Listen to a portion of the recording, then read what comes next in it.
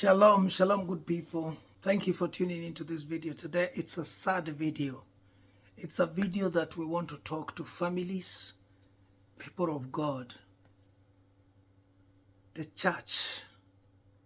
We have gotten into a place where we have allowed evil to take control. We have allowed,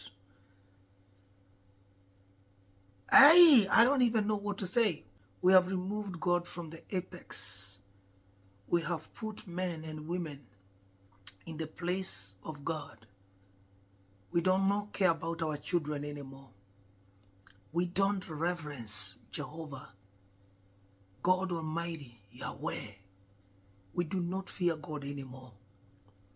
Nowadays, it's all about money. It's all about fame. It's all about what I can get. It's all about me, myself, and I. It's not about the love of God. It's not about what God said, love thy neighbor. It's not about us. You know, Africans had a beautiful saying about Ubuntu. I am because we are. I cannot be if I'm not together with you. That is what it all means. I am because we are. It's about togetherness. It's about loving one another, taking care of one another. It's about you being your brothers and your sisters' keeper. That is disappeared. Nowadays, it's about what I can get from you, what I can reap, what I can draw from you. If you have nothing to offer me, I don't have time for you. If you have nothing that I can get from you, if I can't benefit from you, I don't have need to spend time with you. I don't need to think about you. I don't need to see you. I don't need to pray for you. I don't need nothing because you don't have anything that you can offer me. And for that reason, probably that is what people would say. For you, you are useless to me because I can't use you. That's why people sometimes find the word useless as if it's a rude word. Actually, it's not. It is, you don't have any use for me. You are useless. I cannot use you. You are useless to me. You're supposed to be used more. I'm supposed to gain from you. Gain. Use more. I can use you more. I can use you to gain. But if you are useless, I don't have anything that I can benefit from you, and that's why I say you are useless. But sometimes people find that word as if it's offensive. But actually, looking at it from that angle, if there's nothing that I can get from you, I don't need you. Guys, have a look at this video.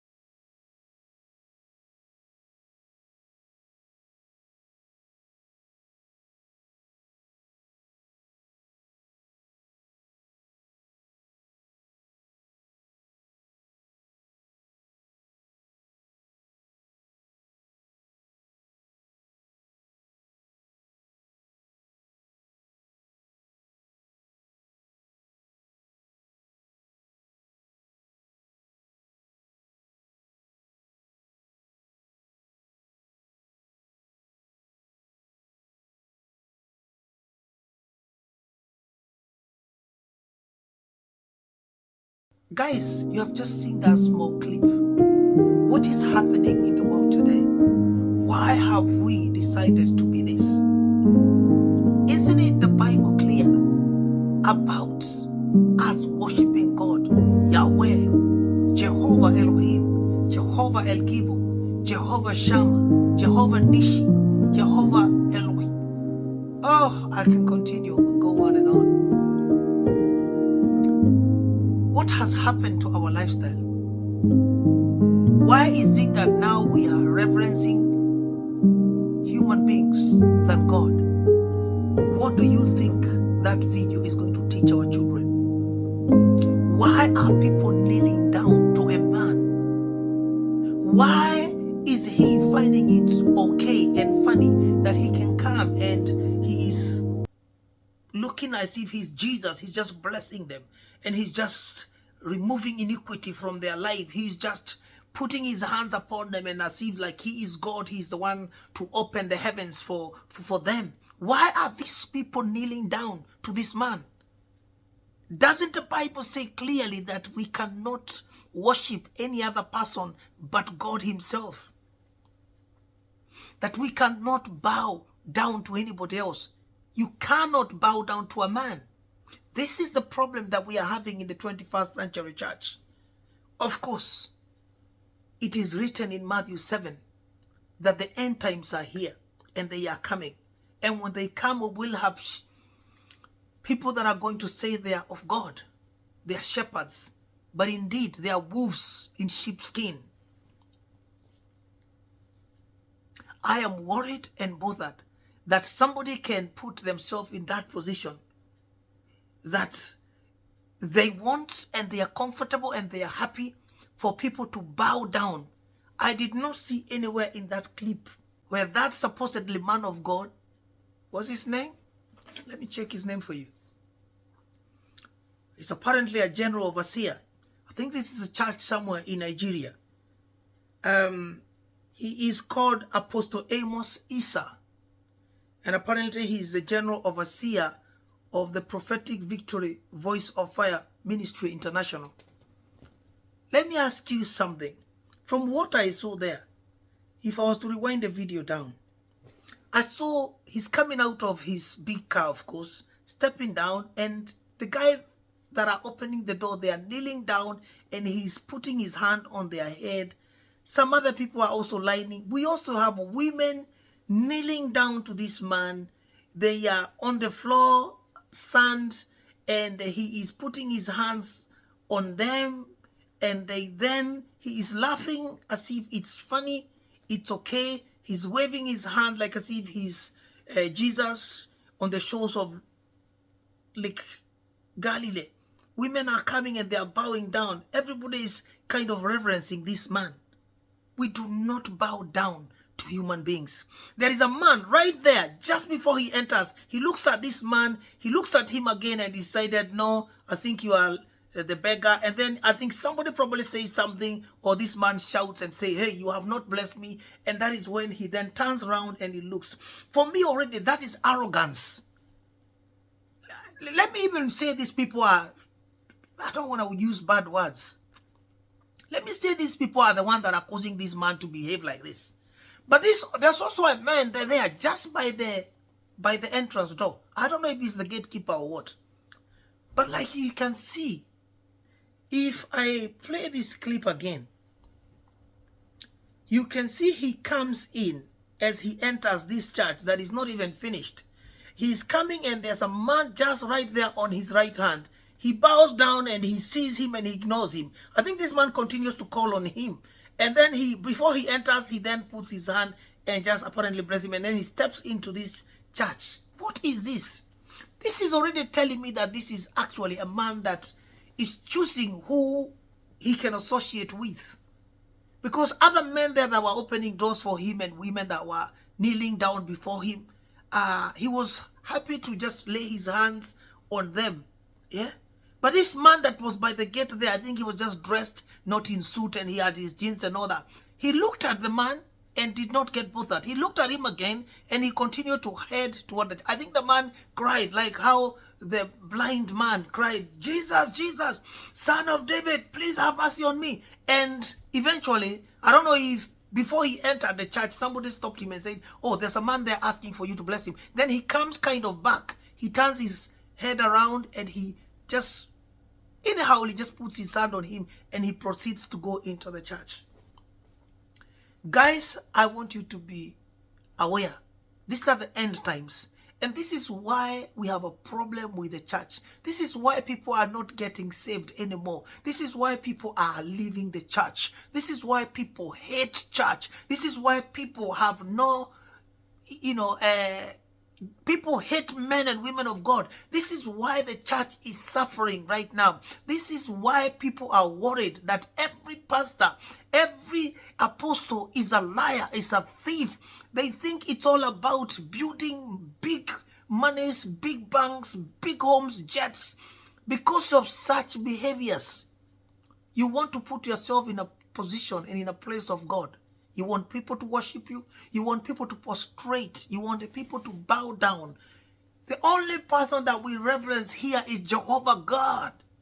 The only being that we reverence here is Jehovah God. The only being that we worship is Elohim, is El Shaddai, is Jehovah Nissi. Oh, maybe Pastor Jeff, today you are really harsh. I hear somebody complaining and mourning and say, okay, Pastor Jeff, really today you are angry, you are not in a good mood, what's happening and all that? Where is it written in the Bible that we should not kneel down when a man of God that we love, that we cherish, that we praise for us, that anoints us with oil, this man causes prosperity to come upon our life. He blesses our wives, our husband, our children. He blesses our businesses. Hey, where is it written in the Bible? Come with me to Exodus. Let's look at Exodus 20. These are the commandments. This is what God said to Moses. And please do not come here and start telling me this is the Old Testament, that we are in times of grace. We are in the New Testament. We are not of the old. We are, if then that is the case, there's all sort of things that people talk about, tithing or whatever. Tithing is not of old. It's also of new. Tithing was before Moses. Offering and loving God was, hey, no, let's not start getting twisted with this whole thing of, oh, this is Old Testament, this is New Testament. No. Old Testament is the New Testament revealed. New Testament is the Old Testament concealed. End of it. You get it? That's how it is. The Bible is one and the same. You cannot just choose which part to listen, which part not to listen, which part to do and which part not to do. You have to either not do it or do it. I choose to do it. I pray you choose wisely. Exodus 20. And God spoke all these words. I am the Lord your God who brought you out of Egypt. I am the Lord your God who brought you out of Egypt, out of the land of slavery, bondage. Egypt is a Coptic land, bondage, place of slavery. You shall have no other God before me. So that is God telling the children of Israel that they shall have no other God but him. So why are you then putting a man in the place of God? Because God says you shall have no other God. I am not in any way, form or shape saying that we should not honor the men and women of God in our lives. That's not what I'm saying. What I'm saying is that we cannot put them in the position of God. There is no man here on earth, and you can show me anywhere where Bible or any other place, even any other, I think even any other religion or any other books that says that you bow down to men because they are your God. I don't think there is, unless it's, I don't know. You shall not make yourself an image in the form of anything in the heavens above or the earth beneath or in the waters below. You shall not bow down to them or worship them.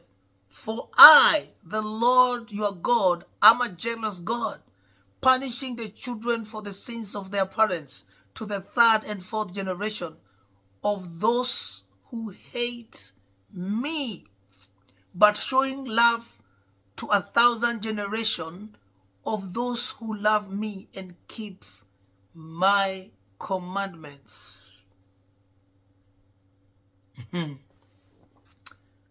Guys, the Bible couldn't have been clear that you shall not bow down to them or worship them. So why are these people bowing down? Because when you can see this clip, as the door is open, I don't understand why this man has not created a vacuum space so that he doesn't step on earth, on the soil. Maybe they should have brought a red carpet from the church, entrance church, all the way. Because it doesn't look like he needs to live here on planet Earth. This apostle doesn't look like, because if people can come and bow, That soon as the door is open, men are going down on their floor to kneel down, so that, and it's not only kneeling down. I don't have any problem with kneel down. We kneel down in church all the time, and it doesn't mean that we kneel for the pastor. But here, we have not seen these people kneeling down before that car arrived there. If they were already kneeling down, this would not have been an issue. But they have knelt down when this man has arrived, and as soon as the door is opened by whatever the people, the door guard, whatever, they kneel down, and that is not the only thing. They then bow down. They face down, to, which is a sign for me of reverence. You cannot reverence a man. Only God. We reverence only God, not a man. So they not only bow down, but they also reverence this man. And this guy comes out, this apostle, he comes out and he's confident in his suit and his half-bald head. And I'm not being rude here. He comes out confidently and he steps out of the car and he's putting his hands down and he's very happy, and you can see that the kind of, how do I call it, inside him, the kind of ego, the kind of aura that is oozing from this man, because people are kneeling down and he's just placing his hands upon their heads as if he is just blessing their life and opening the heavens for them. And he is doing that, and women are bowing and reverencing him and all that. And goodness, you people, you wonder why people of the world hate the church. You wonder why people are not getting saved like when back in the day. You wonder why now it's very hard to preach the gospel. You wonder why now it's very difficult to convince people that Jesus saves, that God sustains. You wonder why people find it now hard to give to the works of the ministry, because you cannot differentiate wolves and sheep. These people are coming in the image of men of God, but they actually are not men of God. If they want that kind of reverence, if they want that kind of, it's that servitude, that is kind of a slavery, a bondage that people are being indoctrinated to, that you must kneel down. If you want God to bless you, you must kneel down to. Now, let me say something here that is controversial. People who would kneel down to a man like this can do anything. Women who can kneel down to a man that is saying is the man of God like this, they kneel down to this man, can do anything for this man. And you people know what I'm saying. If that man said, God is saying, you have to be in this place with me for your blessings to come, those women will be there because they worship this person. If you can kneel down, if you can reverence. I was wondering, where is the wife of this man? Why didn't we see the wife also come down there and also reverence? But I don't know. I don't know if those women, one of them was his wife. I don't know. But he just came out of his car and this is, guys, this is just an example of many men and women of God who are doing things contrary to what Christ taught us. Because honestly, Christ did not tell us that any man should allow church to do this. You know, sometimes we've seen crazy people who've done things. And we've seen men and women of God who people tried to bow down, or people tried to go down on the floor when they've said something. And the men of God have said, well, excuse me, please do not do that. You cannot bow to me. I'm not God. We have seen people who have prayed over people who are sick, cripples, they've walked, they've done things, and the person who's been prayed for, or the parents or the family, they want to come down and start, please don't do that here. Because I am not the healer. I am a vessel that God has used to bring healing. But the healer is God. Jesus did it. You need to reverence God. You need to reverence King Jesus, not me. I am just a vessel. I am flesh and blood. If you cut me, blood will come out. It will gush out. So I'm just a vessel. Why are we not seeing this man say, please do not kneel down for me? Indeed, if he is preaching Jesus Christ, who died and rose again, and is seated in the right-hand side of God, he should have told them, don't bow to me. Now, we have seen angels. There are verses in the Bible that says that angels has told men not to bow. These are angels. And angels are created beings by God, and their hierarchy is they live with God. Angels who God uses every day, that they are not human, but they told men, don't bow down to me. I am not God. But here we have a human being that finds it funny for other human beings, fellow human beings, to bow down. And he's comfortable walking and waving his hands and happy. And he chooses who to lay his hand to. So if you don't have a suit, if you're not dressed in nice African attire and you're not an elegant woman, he's not going to put his hands on you. He has to be reminded. He has to be told. Or you have to shout at him, man of God, my bishop, my whatever, put your hand on me. And then he just decides. If I was that man that was in that door, that I would know this is a wrong church. Because definitely there it looks like there's a lot of things that are, there's class. There are people who can be laid their hand on, and there are some of us that don't have suits or nice attires that are just irrelevant, and he can just pass by. He has to be reminded, oh, put your hand on that person. No. That definitely tells you there's no God there. This is wrong, and this is why the church is struggling so much right now. This is why the church is having such big issues, worries and concerns, because such men have crept into the church. And definitely, when the world is seeing these things, they are really getting... And that's why the church nowadays, it's having a lot of challenges, even in convincing anybody that God is still working. It's hard because of such things. Because when you look at the gap between these so-called men and women of God, the gap between them and the faithfuls, the saints in the church, the gap between them is like heaven and earth.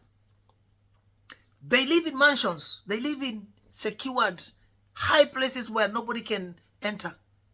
Big mansionettes, big bedrooms, homes with all sort of servants, palaces. They live a king and a queen's lifestyle. They eat all sort of things, drink merry. They drive big cars. They walk on red carpet most of the time. They fly on personal jets. They have big bankings. And by the way, I am not in any way, form or shape as a pastor saying men and women of God should not be rich. No, silver and gold belongs to our God. We are supposed to be rich. We are supposed to be the people that are lending to the world. Our God is rich. Our God is so rich that we are supposed to see ourselves as great men and women of God. The body of Christ is not supposed to be poor.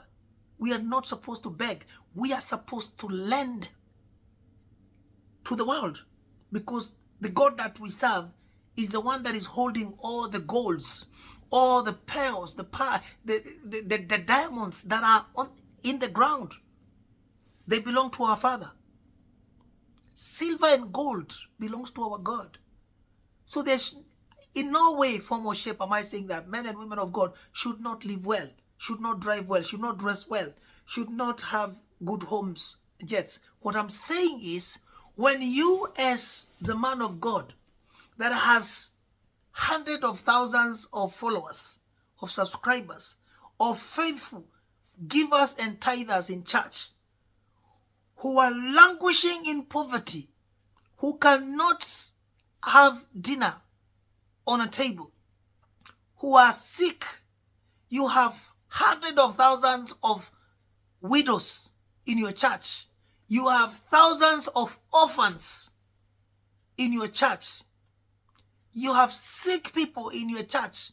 And some conditions can be helped, because if somebody is disabled, there are things that can help them live a comfortable life.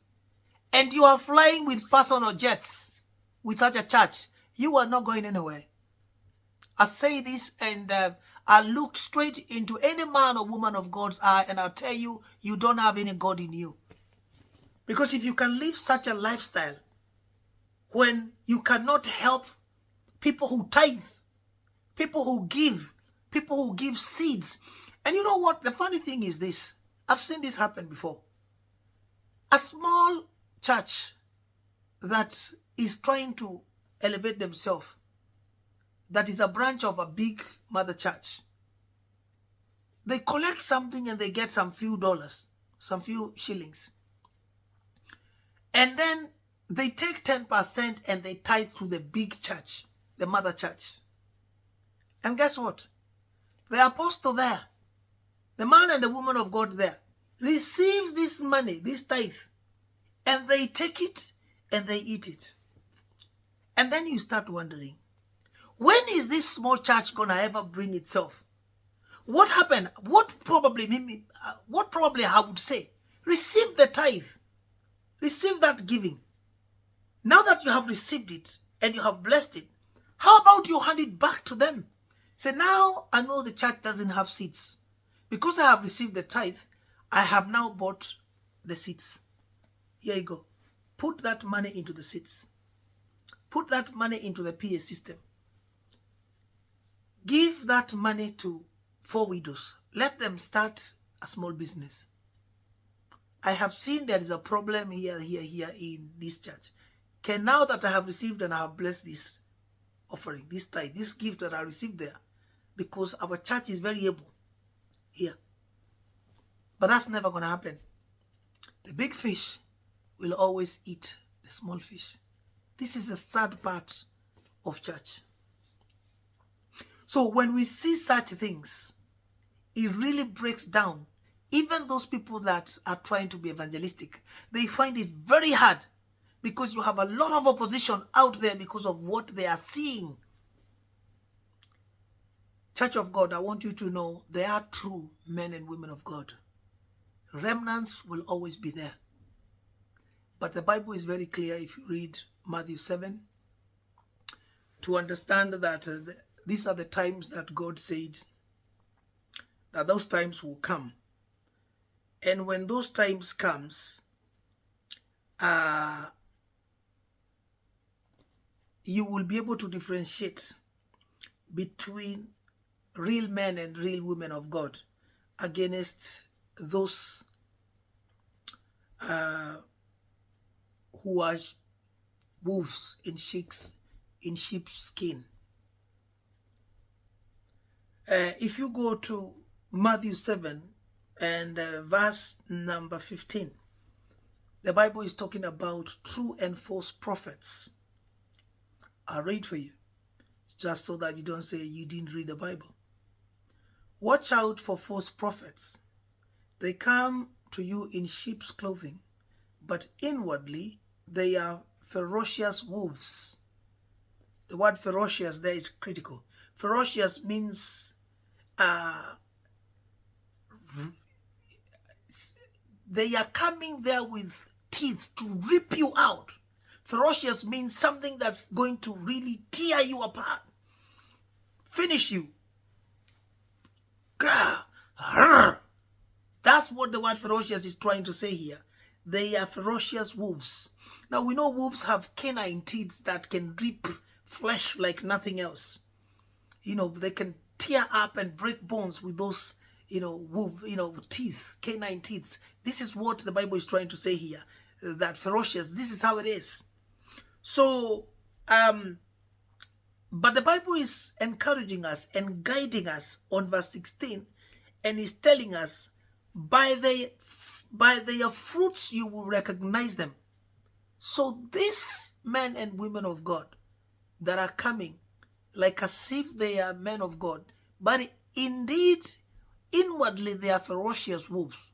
You will know them, you will differentiate them from the real men of God by 16, their fruits.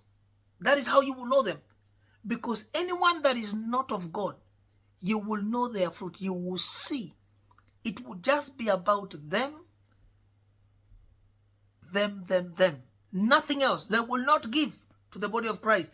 It will just be about me, myself, and I. It will just be about they want to be elevated. They want to be lifted. They want to live a different lifestyle. They don't even, when you come to hear about how they preach, they hardly mention Jesus. They really cannot go into the word because the word of God is not in them. They preach about mostly prosperity gospel because they know soon as you speak to people who are not doing well, poor people, people who are in poverty, if you talk to them about this is the way to prosperity, this is the way for you to become rich, they will give you their ears. They will go and give you the little they had in their store for their dinner because you have told them if you give, tomorrow you will receive. There are popular verses that I don't want to keep saying. One story is that one of the widow of Zarephath.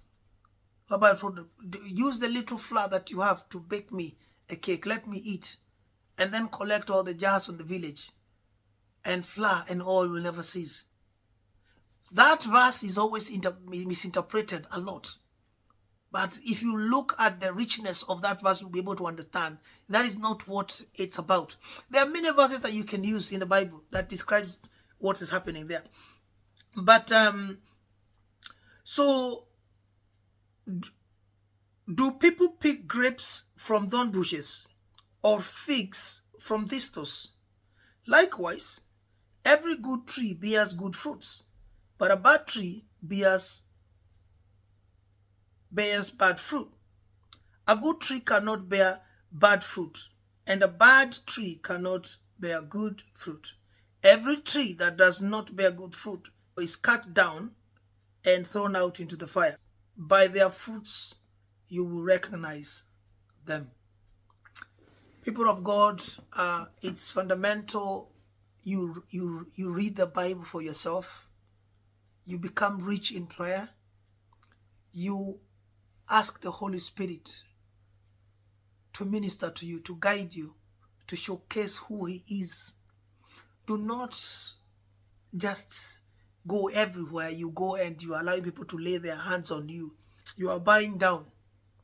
You are screaming and shouting to things that you are not sure. Church, is this end times. Ravaging, ferocious wolves that are coming inwardly as men of God are out there. But the Bible is very clear in Matthew 7:15 that we shall know them. You shall recognize who they are by their fruits, because their fruits will not be anything that is going to edify you, that is going to guide you, that is going to lead you to the ways of God. It is going to be about them. It is going to be that they have to draw whatever they need to draw. They have to suck whatever they need to suck from you. They have to get. They will do it forcibly. They will speak into your life in any way, eloquent speech, so that you can release that which is what they want. And then, my friend, you will not see them again. Whatever they were telling you, because it was not rooted in God, will not manifest. And that is how the gap between these men and women of God and the common faithfuls continues to widen. Anyone that is called of God, any shepherd will leave 99 sheep and will go to look for one lost sheep. A true man and a true woman of God will go to any length to pray, to comfort, to strengthen you as a son or a daughter. If you see people who cannot spend time with you because of their status, you are, yeah. Guys, I pray that you love your pastor, you love your man of God, but be a prayerful individual. These are the last days. I didn't say it. The Bible has just told us in Matthew 7:15 that indeed there are ferocious wolves that pretend to be sheep. So be careful. A wolf is never going to take care of a sheep. We know what it does.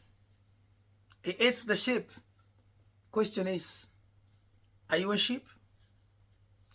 Is your man or woman of God a ferocious wolf? If you answer this, then know what is going to happen between you and them. Guys, I have to say it the way it is. I happen to be a pastor, and it is good for us to love God and love God the way He's taught us, and that is to love His people. We cannot serve God and serve Mammon. We cannot worship a man and worship God. We serve a jealous God, one who has just told us He is going to punish sins of our children, even into their fathers. Sins of our fathers, children will still suffer. So there is a need for us to understand how to cut generational curses so that it doesn't transfer.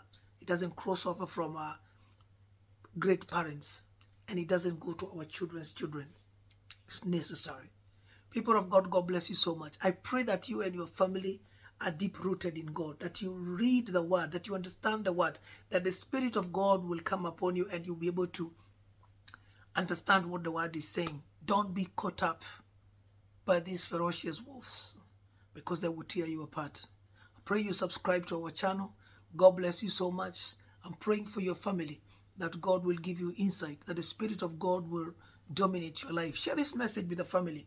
Let this message encourage your family. Let it become an eye-opener that we don't bow to no man. We don't bow to no woman. We only bow to God, Yahweh. See you very soon in my next video.